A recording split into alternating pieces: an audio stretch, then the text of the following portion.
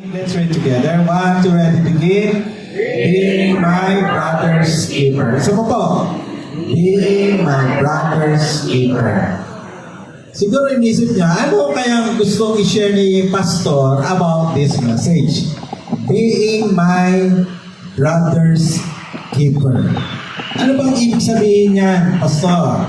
Alam niyo kasi, no, si Ebat Adan, nagkaanak ng dalawa, ang pangalan ay Abel at Cain. Pagkatapos, nung nag-alay sila, hindi tinanggap yung Cain, tinanggap yung kay Abel. Nagselos si Cain. Pinatay niya ang kanyang kapatid. Kaya hinanap ng Diyos kay Cain si Abel. At ang tanong, nasaan ang iyong kapatid? Ano sagot ni Cain? Am I my brother's keeper? Ako ba tagabantay ng kapatid ko? Bantay ba ako ng kapatid ko? Ayun pag-uusapan natin. Bilang mga magkakapatid sa ilalim ng City of Hope Urban Mission, PMF. At magkakaiba yung churches, local churches na kinabibilangan natin. Ang tanong, may pakialam ba tayo sa isa't isa? Hello? Ang tanong, may pagmamalasakit ba tayo sa isa't isa?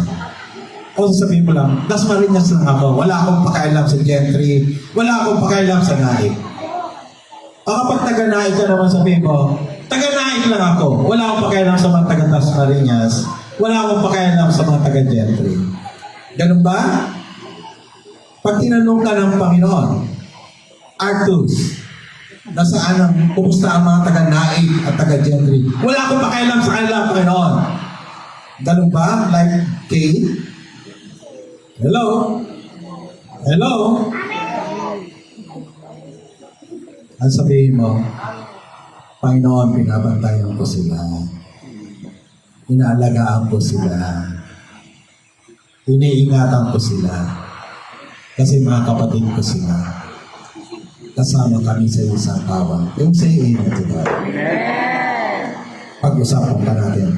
Pag-usapan pa natin ito. Okay. Isa sa biggest consequences of sin is being self-centered, or another one is to exalt yourself. Isa yan. Isa sa bunga ng pagkakasala ni Eva at Adan ang pagiging makasarili. At hindi yan kalooban ng Diyos. Kaya nga si Oprah, kasi sabi niya, yung pag-ibig sa sarili, isa sa pinakamataas na virtue.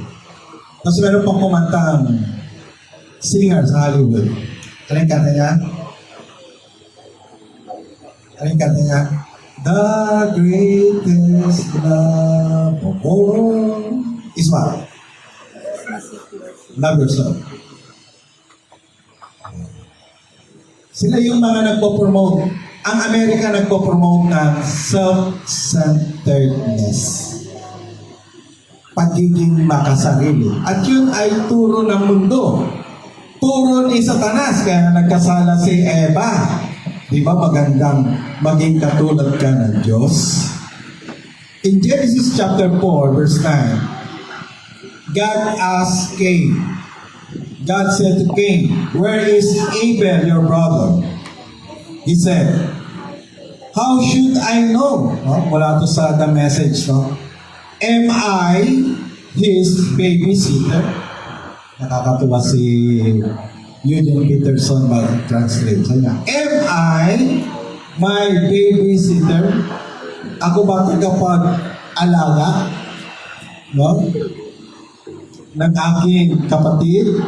Alam niyo po, yan ang gustong i-redeem ng Lord. Jesus came to redeem, to to redeem us from this worldly, corrupt culture. Jesus came to serve and gave His life. Pwede na wala akong ano kasi pwede na. Gave His life sacrificial. Okay? Gusto niyo i-redeem ng Lord. So, ito tayo mag-aaral in Galatians chapter 6, verse 1 to 10. Ang gawin natin pagbasa, unang talata rito, pangalawang talata rito. Okay? Sige nga po. Galatians 6, 1 to 10. Verse 1 muna, sabay-sabay sa aking kaliwa. 1 to 9, begin.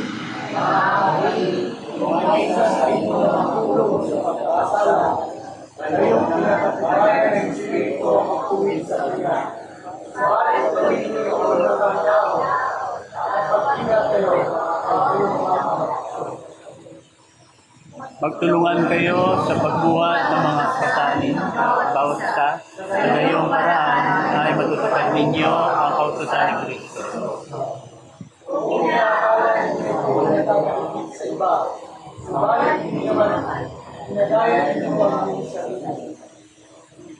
Suriin ng bawat isa ang kanyang gawa, sa gayon ang kanyang kagalakan ay nakabatay sa kanyang gawa. Huwag niyang ihanging ang kanyang gawa. Sapagkat ang bawat isa ay dapat magdala ng sariling bayani. Ang mga tinuturuan ng salita ng Diyos ay dapat magbahagi sa lahat ng magandang sagat. Paborito yan ng mga pastor. Tuturo. Paborito ng mga pastor yan. Yung mga pastor yan ang gusto lagi i-preach. Bigyan niyo yung mga nagtuturo. Pero lalagpasan natin yung mamaya. Okay? Verse 7. Huwag ninyo ang ilamin ng inyong sarili. Hindi maaaring ang Diyos. Kung ano ang ilamin ng tao, hindi na kanyang aanunin. Ang nagtatanim para sa sarili niyang naman ay maaari na pagpapalong. Ngunit ang nagtatanim para sa Kristo ay aanin ng buhay na walang hanggan. Kaya huwag tayo mapagod sa kawalan ng Diyos. Sapagkat ang pinagpapalong tayo ay aanin, tayo ay natututo. Sabay? Kaya ang kasama ng pagpapalong ay gumawa tayo ng mga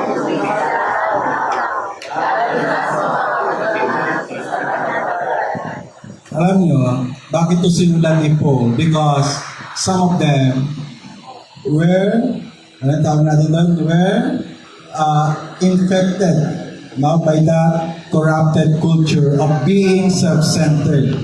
Merong division sa Church ng Galatia at sila ay nag-iinggitan at merong pagkakahati, no? Dahil some of them were influenced by the Judaizers. Ibig sabihin, itong mga Judaizers, hindi sapat ang pananampalataya. Ito turo ng Judaizer. Sumampalataya ka at sundin ang utos ni Moises. Pag sumampalataya ka, hindi sapat. Kailangan susunod ka pa sa utos ni Moises. Kaya, yung mga sumasampalataya lang, ang tingin ng mga Judaizers, mababang klaseng Kristiyano. Okay? So, yun ang tingin nila. First class believer, yung mga Judaizer. Okay? Samantalang, tayo, naniniwala sa, ang tawag natin, sola fide. What is sola fide? By faith alone. Can you say amen to that? Amen. Sa pananampalataya lang. Amen? Amen. Maliligtas sa pananampalataya lang? Amen. Baka meron pa rito naniniwala na maliligtas sa mabuting gawa. Tama ba? Tayo ay maliligtas sa pananampalataya lang? Amen. Yung mga Judaizer, ayaw nila yun, nasa pananampalataya lang. Ang gusto nila, sumampalataya at mabuting gawa. Hindi yun nakalagay sa Bible. Ang nakalagay sa Bible, sa pananampalataya lang. Efeso 2, 8 at 9. Diba? Tanging sa pananampalataya lang. And now, one opposed. Sige, bigyan na natin kay Pastor Jay para siya nakaharap eh. One opposed purposes in writing this letter is to heal the division and promote sacrificial service inside the church. Yun ang trabaho ni Paul. Kita niyo sa picture? Look at the picture. Nahati yung church, ang ginawa niya, tinatahing niya para hindi mahati. Ang taong may pakialam sa kapwa Kristyano, ang trabaho niya hindi magkahati. Ang trabaho niya magkaisa. Can you say amen to that? Amen. He or she promotes unity. Ngayon, paano gagawin? Ang sabi ni Paul, number 1, unang gagawin mo ay, sabay-sabay, malakas. Isa pa po, malakas. 1, 2, ready, begin. To correct. Alam niyo, mga Pilipino, hindi ganyan, ha? Hindi tayo mahilig pang-correct. Kasi bakit? Ayaw lagi na rin parang nakaka-offend. Pero sinabi ni Pablo, mag-correct, magwasto. Isa yan sa pagiging mabuting kapatid. Ika nga, ang tunay na kaibigan o kapatiran ay ang mas maglalapit sa iyo sa Panginoong Jesus. Babalikan ko na naman itong mga kabataang ito. Maging matalino na kayo sa pagpili. Na nakakarelasyon. Kapag ilalayo ka sa Diyos, hindi yan kalooban.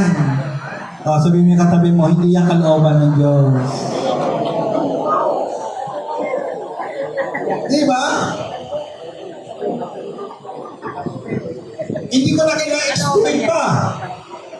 Pag hindi mananampalataya, doon ka nagbabackslide. Hello? Mga kabataan, humanap ka na ng may takot sa Diyos. Humanap ka na ng mananampalataya. No? Pastor, dadalhin ko naman siya sa church. Kasi ang cute niya talaga eh. Di ba? Pero bandang huli, nakakatakot na. Ang totoong kaibigan, kahit kapatid sa Panginoon, mas ilalapit ka sa Kanya. Kapag yung kapatid mo sa church, ilalayo ka, mag-isip-isip ka lang. May pananagutan ka sa iyong kapatid. Can you say amen to that? Amen. Hindi lang si pastor. Bawat membro may pananagutan sa bawat isa. Amen? Minsan, need ng ibang church ng CPR. Sino dito marunong mag-CPR? Taas ang kamay yung marunong mag-CPR. Advance ka masyado, Pastor Jay.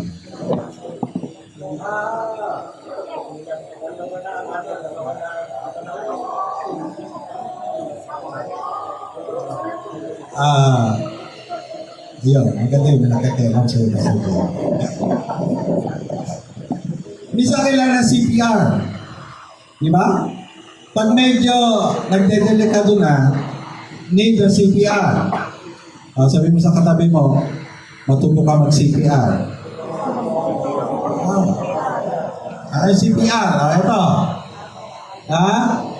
Sabay-sabay. Number 1, pag-alam mo sa Kanya si Christ. Nakalimutan mo na ba pag-ibig ni Kristo sa iyo. Pangalawa, pag-pray mo siya. Pangatlo, sabi mo sa Kanya, manumbalik ka sa Kanya. Amen? O yung pag nanghina yung kapatid, instead na i-CPR, i-marites. Kapag may kapatid mo, ikaw ba yun? Ikaw ba si Marites? Kailangan ibalik, ipanumbalik, at meron tayong responsibilidad sa bagay na ito. Sabi sa Galatians chapter 6 verse 1, and let's read together, sabay-sabay.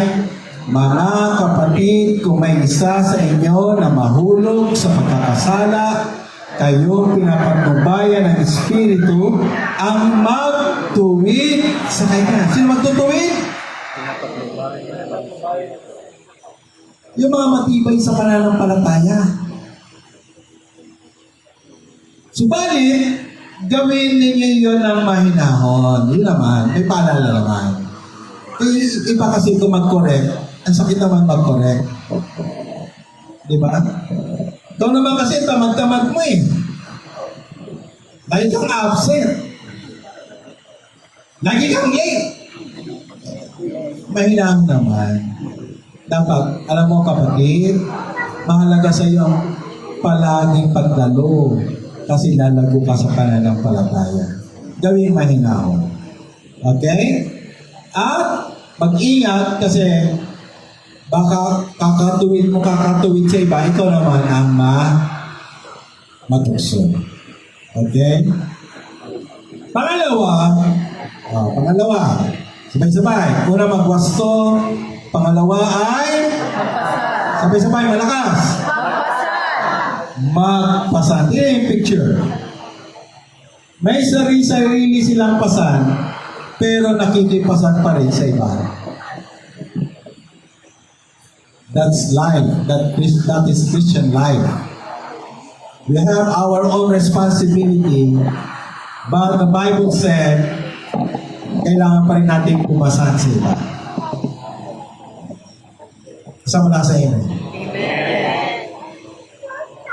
Sabi mo sa katabi mo, willing kitang pasanan.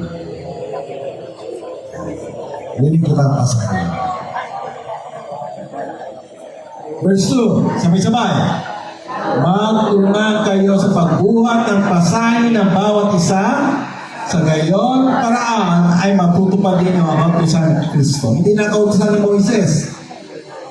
Kautusan na ni kasi ang utos ni Kristo, dalawa lang. Love God, love your neighbor. Kapag tumulong ka sa kapwa mo, you obey His command, loving your neighbor. Amen? Verse 5, sabay-sabay ulit. Sapagkat ang bawat isa ay dapat magdala ng kanyang sariling. Yan. Pinaliwanag din ni Paul. May papasanin ka sa iba, may papasanin ka rin sa iyong sarili. Bakit kailangan ipaalala yun? Kasi may ganitong tao. Ang galing tumulong sa iba, pero hindi sa kanyang sarili at sa kanyang pamilya. Tanong katabi mo, ikaw ba yun? Di ba may ganon? Ang galing tumulong sa iba, pero samahan niya sa buhay, hindi. Ang kanyang pamilya, napapabayaan niya. Kaya sabi ni Paul, tumulong ka sa iba, pero maging responsable ka rin sa iyong pasanin. Bakit kaya? Ito yung makikita natin. May dalawang idea ng pagpasan. Unang pagpasan, sabay-sabay, pasanin ang kabigatan ng iba. Pangalawang klase ng pasanin, pasanin ang sarili mong dalahan. Kapag inaral nyo yung salitang pasanin, Greek word, doon sa verse 2, ang salin nun, literally, may pasan siya na sobrang bigat, na hindi kayang pasanin ng isang tao. Kaya kailangan tulong. Yung pangalawa naman, verse 5, yung pasanin doon, ang ibig niyang sabihin, responsibilidad mo. Hindi responsibilidad ng iba. For example, halimbawa lang, si Pastor J, may pamilya na. Hindi ko sabihin kung sino. Magkakaroon pala. Nagpakasal siya. Andito ginawa. Hindi. Nagkaroon ng anak.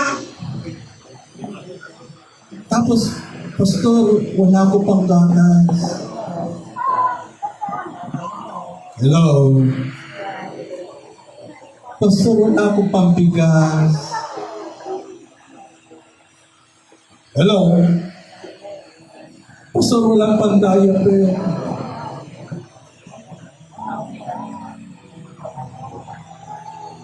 Si Pastor Jay, kunwari na naman yun, hindi siya responsable sa kanyang buhay.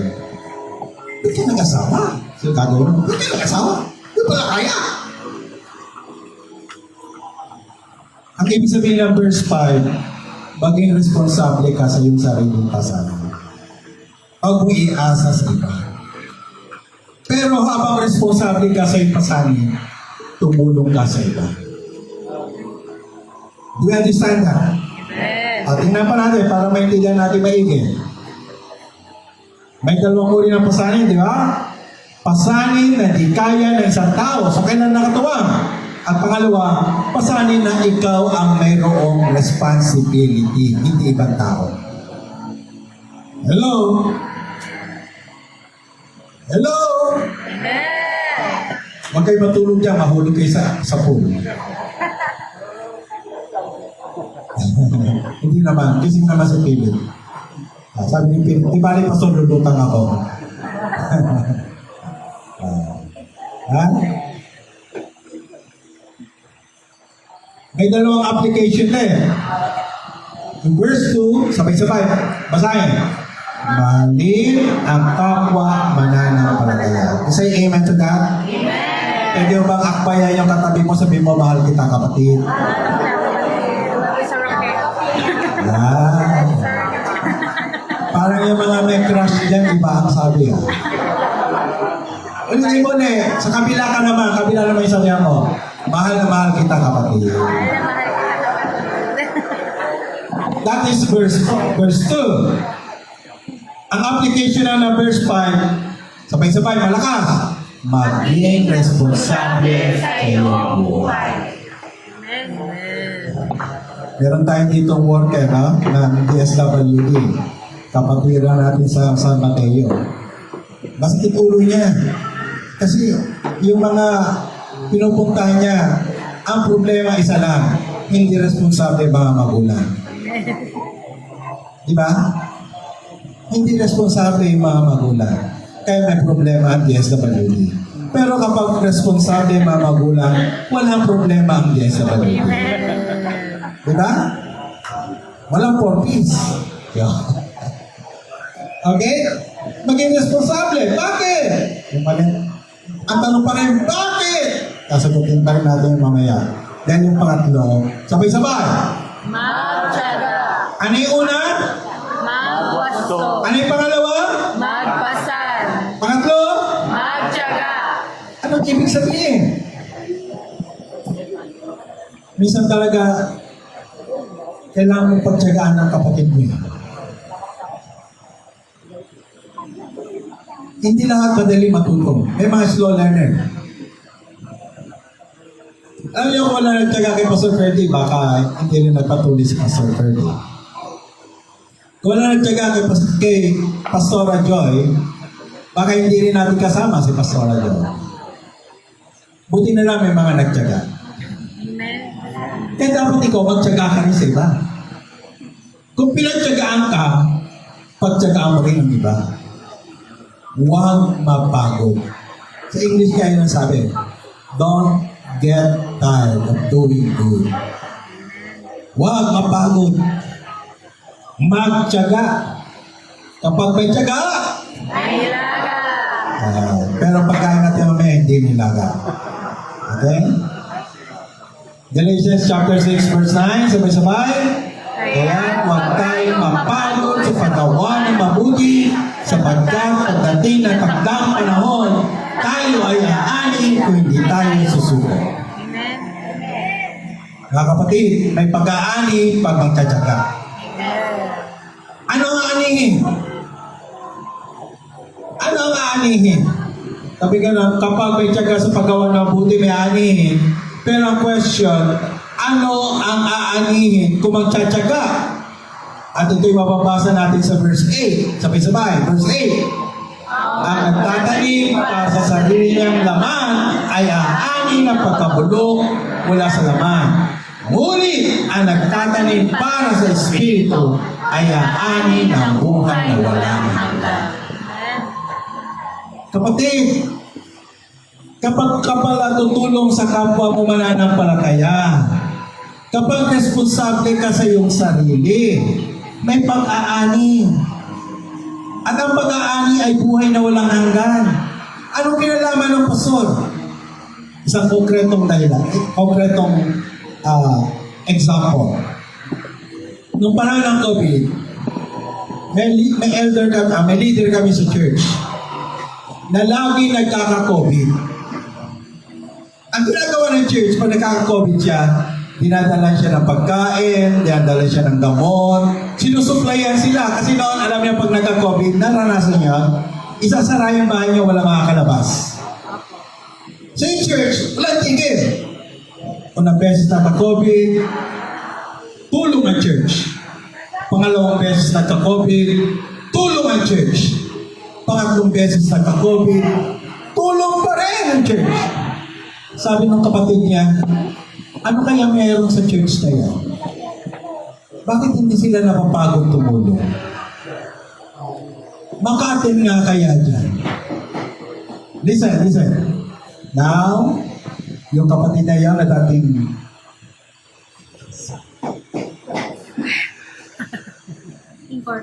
dating Iglesia ni Cristo. Ngayon, leader na ng church sa Panyagero. Palakpakan natin. Totoo. Aani na buhay na walang hanggan. Magtiyaga ka sa pagtulong sa kapatid mo.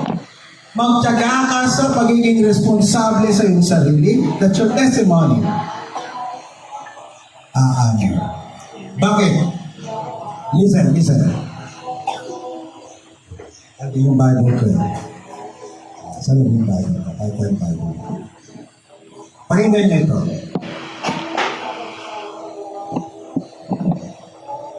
Ito ang nasulat na salita ng Diyos. Okay? This is the written Word of God. Sabi po sa katabi mo, you are the walking Word of God. You are the walking Word of God. Can you say amen to that? Amen. Kahit pa napakaganda ng Biblia mo, pero bulok ang buhay natin, walang maniniwala sa atin. Hello? Amen. Kahit pa napakagandaan ng mensahe mo, pero hindi maganda ang buhay mo, wala ka rin magandang mensahe sa iba. Ang ating buhay, ang ating patutuo, pinapatunayang totoo ang ating mabuting balita. Our testimony authenticates the gospel we preach. Ang tao maniniwala sa atin kung una sa lahat, merong illustration. And that illustration is your life. Amen? Kaya sabi ni Pablo, mag-aani. Kung magkatyaga, mag-aani.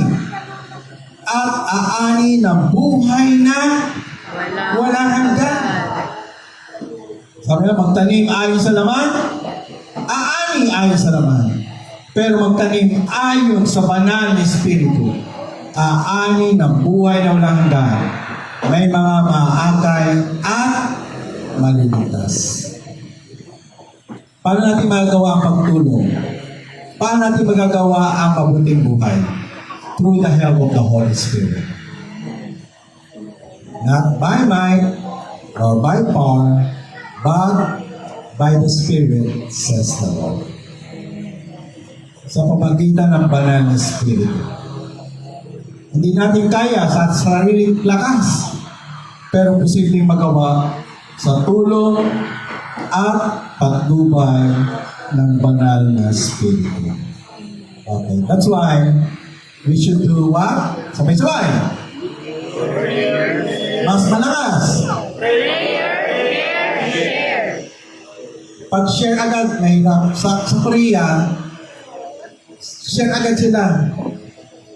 So nagagalit yung mga hindi mananampalatayang Koreano. Pagkakatok sila, mag-share po kami ng gospel. Ang gagawin ng mga Koreano, sasara agad. Kasi diretsong share. Ang gagawin ng mga hindi mananampalataya, ilalagay yung paa doon sa nung mag-share ng gospel, ilalagay yung paa doon sa pinto. Hindi mo isara. At habang nagkaganon sila, nag-preach. Pupunta ka sa impyerno pag di mo kandapin si Jesus. But you know what? We don't need to force the gospel.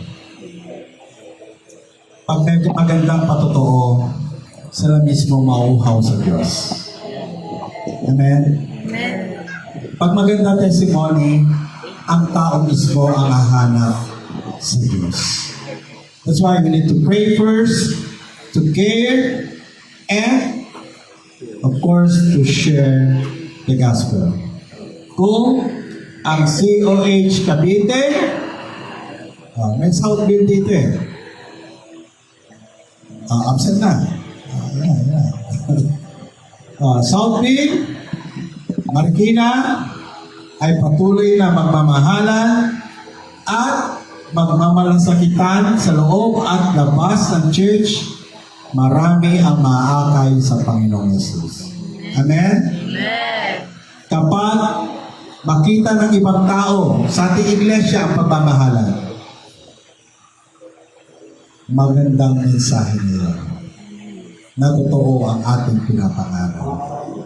Pero pag walang pagmamahalan sa loob ng church, sasabihin nila pag nag-share ka, alam mo, mahal ka ng Panginoon, ang sasagot niya sa iyo, hindi nga.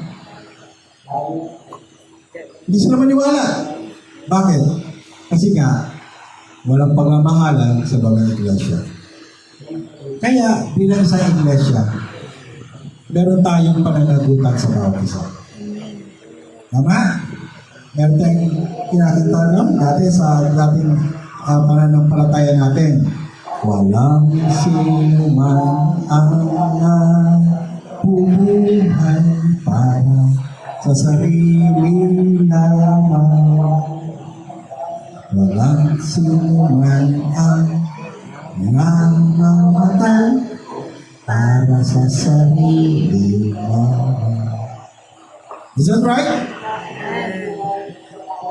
Tinawag tayo ng Panginoon para sa iba. Maging pagpapala tayo para sa iba. Tayo natin ngayon. Let's all sing. Oops. Okay. Sabay-sabay na sa natin. Sabay-sabay, mas malakas. We are brothers keepers sa mission. Ang pagiging tagapangalaga ng iyong kapatid ay isang misyon. Not only, hindi lamang para sa iyong kapatid, hindi lamang sa loob ng church, kundi mission rin sa labas ng church. So, maging tagapangalaga tayo ng bawat isa. Mahalin natin ang ating mga kapatid sa Panginoon. Let us pray. Sunod kayo sa panalangin ko. Panginoon, maraming salamat po. Bahagi ako na iglesia nito. Sa oras ito, ang aking panalangin, gawin mo po ako good steward ng pagiging miyembro ng iglesia ito. Mamahalin, iingatan, pangangalagaan ang kapatid kong ito.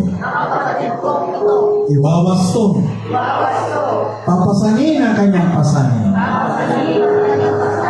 at magtsatsaga sa pag-aalaga sa kanya. Panginoon, patawarin mo po ako. Huwag Ang aking dalangin, Aking dalangin. bigyan mo po ako Bigyan niyo po ako ng malaking pagmamahal malaking pagmamahal sa iyong iglesia. sa iyong iglesia. Gawin mo akong tagapangalaga, Bigyan mo ako tagapangalaga. lalong-lalo na Lalo-lalo na sa mga mahihina. sa mga mahina. Pagpalain mo Pagpalain mo ang aming iglesia. aming iglesia. Lumawa, Lumawa, lumago, lumago, tumatag, at patuloy na hahayo at patuloy na at sasampa at sasampa para sa iyo. para sa iyo. Dakilang pangalan. Kaninang pangalan. Ibang aking panalangin Ito ang aking pangalan. sa pangalan ni Jesus. Sa pangalan ni Jesus. Amen. Amen. Akalan po. Lord, salamat po. Merong COH Cavite at kasama namin dito ang representative ng Southfield at ng Marikina. Panginoon, nawa ang mga mensahe ito manatili sa aming puso't isipan. Meron kami malaking responsibility to take care of our brothers and sisters in Christ. Sapagkat iisa kami, sakit ng kalingkingan, sakit ng buong katawan.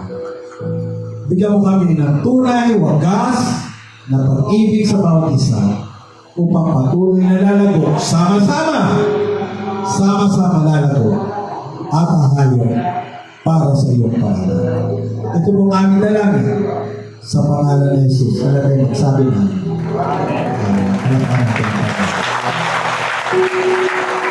Amen.